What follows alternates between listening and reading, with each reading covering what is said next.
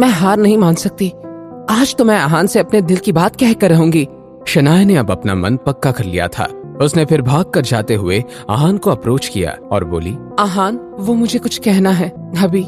I'll miss you। Shanaya ने अपनी feelings की बात को टालकर ये बात बोली। शनाया की बात सुनकर आहान को बहुत अच्छा लगा। उसने मुस्कुराते हुए शनाया की बात का जवाब दिया, I'll miss you too। अपना ख्याल रखिएगा। उसने इतना कहा और रॉकी के साथ बाहर चला गया। दोनों जल्दी से स्टेशन पहुंचे और टिकट लेकर ट्रेन में चले गए। आहान खिड़की की तरफ और रॉकी उसके साथ वाली सीट पर बैठ गया। जब ट्रेन एक स्टेशन पर आ रुकी, उनके कंपार्टमेंट्स में एक अधेड़ उम्र का आदमी आकर बैठा, जिसने काले रंग का सूट पहना था। कुछ ही देर बाद एक खूबसूरत लड़की जो ऊपर से नीचे तक एक ब्रांडेड कपड़ों में थी, उनके कंपार्टमेंट में आई। उस लड़की का नाम आलिया शर्मा था और उसने जैसे ही अपने टिकट पे सीट नंबर चेक किया, उसका मुंह बन गया। उसकी आंखों में घमंड साफ दिख रहा था। उसने सूट वाले आदमी को इग्नोर करते हुए आहान की तरफ देखा और बोली, Hey, you changed the seats with me। आहान ने उस लड़की की बात को अनसुना कर दिया और बाहर ही देखता रहा। ये देखकर वो लड़की चिढ़ गई। क्या आप में तमीज नाम की चीज नहीं है? क्या आपको ये पता नहीं कि लड़कियों के साथ जेंटलमैन की तरह कैसे बिहेव करते हैं? मुझे नहीं पता। ये सुनकर वो और भी ज्यादा चिढ़ गई।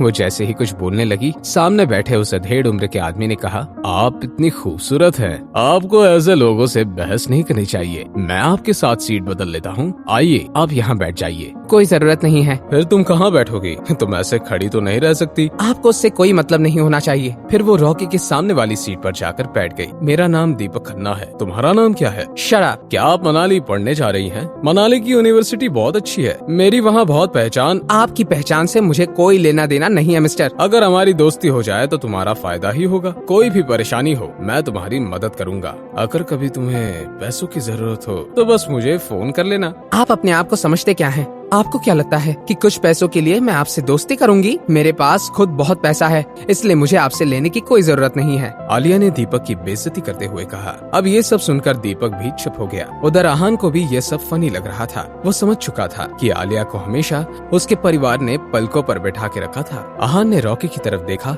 और सवाल किया, हम मनाली कब तक पहुँच जाएंगे? रॉकी ने जैसे ही जवाब देना चाहा, दीपक ने बीच में इंटरफेयर करते हुए कहा, आप दोनों मनाली काम ढूंढने जा रहे हैं ना? जी, किसी कंस्ट्रक्शन साइट पर काम ढूंढने जा रहे हैं। कंस्ट्रक्शन साइट पर काम करने के लिए तुम जैसे लोगों की ही जरूरत होती है। मेरी मनाली में बहुत जान पहचान है। तुम मेरा नाम ले लेना, तुम्हें आसानी से अच्छा काम मिल जाएगा। जी शुक्रिया, पर अगर तुम मेरा नाम कुछ गलत करने के लिए इस्तेमाल कर रहे हो तो मैं तुम्हें माफ नहीं करूंगा। मेरी मनाली में बहुत पहचान है और बहुत नाम है। जी नहीं करूंगा। ट्रेन मनाली से एक स्टेशन पहले रुकी। इस स्टेशन पर बहुत लोग चढ़ गए थे। जिस कंपार्टमेंट में आहान, रॉकी, आलिया और दीपक बैठे थे, वो लोगों से भर गया था। इतने सारे लोगों के बीच पूरे कंपार्टमेंट में पसीने की बदबू आने लगी थी। अचानक से उस आदमी ने, जो कोई फैक्ट्री का मामूली वर्कर था, धक्का लगने की वजह से आलिया पर आ गिर गया। उस आदमी के पसीने की बदबू से आलिया परेशान हो गई और सीधा उठकर बाथरूम की तरफ भागने लगी। दूर हटो यहाँ से, कैसी गंदी बदबू है। उस आदमी ने अपनी भाषा में माफी मांगना शुरू किया, पर दीपक कुछ सुनने को तैयार ही नहीं था। वो बस लगातार उस आदमी को गाली दे रहा था। मुझे माफ कर दीजिए, मुझे यहाँ नहीं आना चाहिए था। मैं जा रहा हूँ। वो वर्कर अपने लिए जगह बनाने लगा और इतने में दीपक उठा और उसको लात मारी। आहान कुछ पता करे उससे पहले ही रॉकी ने दीपक को पकड़कर रोक लिया। दीपक रॉकी पर हाथ उठाना चाहता था। वो चाहकर भी रॉकी का हाथ अपने ऊपर से हटा नहीं पा रहा था और उसका मुंह साइड टेबल पर जाकर लगा। मैं बताता हूँ तुम्हें, मेरा आदमी तुम्हें नहीं छोड़ेगा। जैसे ही तुम मनाली स्टेशन पर उतरोगे, वो तुम्हें बहुत मारेगा। इतने में आलिया वापस आ गई। वहाँ की हलचल देखकर वो समझ गई थी कि वहाँ जरूर कुछ कांड हुआ है। दीपक लगातार रॉकी को धमकाता रहा।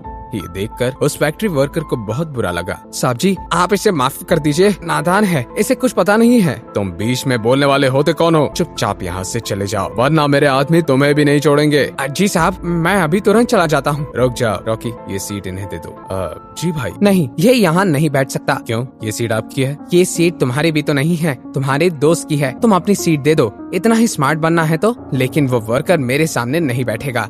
कोई परेशानी नहीं है बेटा, मैं यहीं खड़ा हो जाऊंगा। नहीं अंकल, आप यहाँ आकर बैठिए। और वहाँ से खड़ा होकर उस आदमी को अपनी सीट पर बैठा दिया। इसे यहाँ बैठा कर तुमने सही नहीं किया। अब मनाली स्टेशन पर उतर कर मैं बताता हूँ तुम्हें। अब अगर तुमने एक शब्द और कहा तो मैं तुम्हें इस ट्रेन से उतार फेंकूंगा। तुम मुझसे ऐसे बात नहीं कर सकते। मेरी मनाली में बहुत पहचान है। मैं इस बात का ध्यान रखूंगा कि तुम्हें कोई काम न मिले। रख लेना, और तुम्हें जो उखाड़ना है उखाड़ भी लेना, पर बस अपनी जुबान बंद रखना।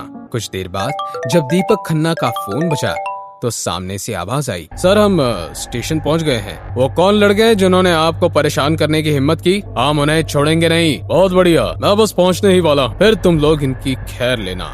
साहब आप इन्हें माफ कर दीजिए, इनकी कोई गलती नहीं है। मुझे पहले ही यहाँ से चला जाना चाहिए था। बात इतनी आगे ना बढ़ाइए। अंकल आप परेशान मत हो, ये तो वक्त ही बताएगा कि कौन किससे माफी मांगेगा। आहान और दीपक की जब नजरें मिली तो दोनों में आक्रोश भरा था।